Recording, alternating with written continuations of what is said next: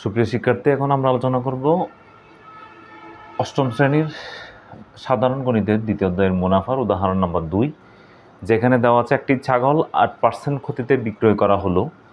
ছাগলটি আরও 800 টাকা বেশি মূল্যে বিক্রয় করলে 8% লাভ হতো। ছাগলটির ক্রয় মূল্য কত?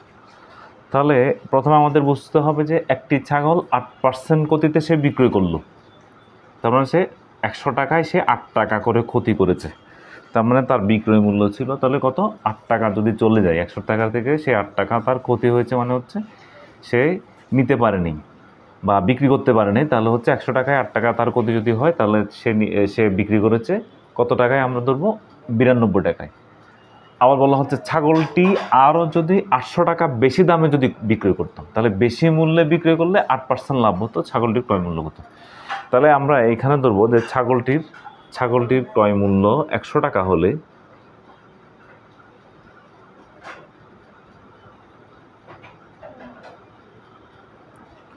ছাগলটির ক্রয় মূল্য 100 টাকা হলে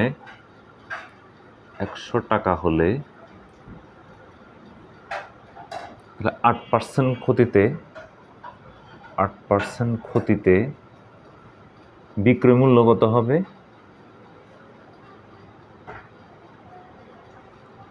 তাহলে আমি কিনলাম 100 টাকা দিয়ে, কিন্তু বিক্রি করলাম 8 টাকা কমে। তার মানে হচ্ছে আমার বিক্রয় মূল্যটা কত হবে? 8 টাকা কম হলে 100 টাকা থেকে 8 টাকাটা চলে যাবে। তাহলে আমরা পাচ্ছি কত? 92 টাকা। তাহলে এটা হচ্ছে আমার কি মূল্য? বিক্রয় মূল্য। ঠিক আছে। এবার আবার বলা হচ্ছে যে 8% বেশি দামে 8% লাভ হতো যদি আমি 800 টাকা বেশি দামে এটা কি করতাম? বিক্রি করতাম। তাহলে 8% লাভে বিক্রয় মূল্যটা আবার বের করি। 8% লাভে বিক্রয় মূল্য কত হবে? তাহলে ক্ষতিতে যেমন 8 টাকা বাদ গিয়েছে, লাভে হলে 100 টাকায় কিনলাম, সেটার সাথে 8 টাকা আরও যোগ হবে। তাহলে আমার হবে 108 টাকা। তাহলে বিক্রয় মূল্য কত টাকা বেশি হলো? তাহলে যদি ক্ষতিতে বিক্রি করি 92 টাকা আর লাভে বিক্রি করলে 108 টাকা, তাহলে বিক্রয় মূল্য বেশি হলো কত?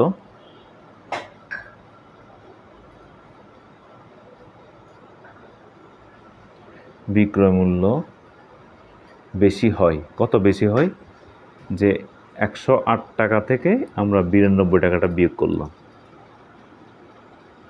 তাহলে আমাদের দ্বারায় 8 থেকে 2 গেলে 6, এখানে 10 থেকে 9 গেলে হবে 16 টাকা।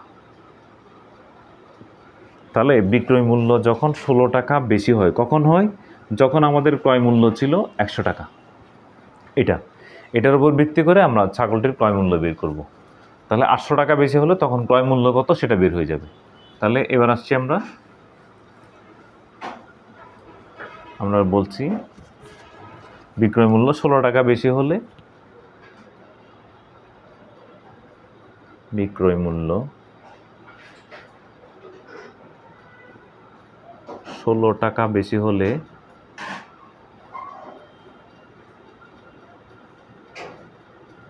ক্রয় মূল্য হবে আমাদের, ক্রয় মূল্য ছিল 100 টাকা। কারণ আমরা যখন করেছিলাম যে ক্রয় মূল্য 100 টাকা ধরে 8% ক্ষতিতে একবার বের করেছি, আবার 8% লাভে একবার বের করেছি। তাহলে 8% ক্ষতিতে পেয়েছিলাম 92 টাকা আর লাভে পেয়েছিলাম 108 টাকা। দুইটা থেকে বিয়োগ করে আমরা পেয়েছি 16 টাকা বেশি হয় আমাদের। তাহলে 16 টাকা বেশি হয় যখন ক্রয় মূল্য ছিল 100 টাকা, আর বিক্রয় মূল্য 1 টাকা যখন বেশি হলে আমাদের ক্রয় মূল্য কত হবে? কম হবে 16/100। আর বিক্রয় মূল্য আমাদের এখানে বলা আছে যদি 800 টাকা বেশি হয়, 800 টাকা বেশি হলে তখন ক্রয় মূল্য কত হবে আমাদের? ক্রয় মূল্যটাও বাড়বে, 800টা উপরে চলে যাবে। তাহলে আমরা যদি 16 দিয়ে কাটি, 16 দিয়ে কাটলে 16 দিয়ে আমরা জানি 5 16 80 50 এদিকে। তাহলে হবে আমাদের এখানে পাচ্ছি 50-এর সাথে 100 গুণ করলে এখানে পাচ্ছি 0, এখানে 2 শূন্য হচ্ছে, এটা বসায় দিলাম। তাহলে হচ্ছে কত টাকা? 5000 টাকা। তাহলে আমাদের ছাগলটির ক্রয় মূল্য ছিল হচ্ছে 5000 টাকা।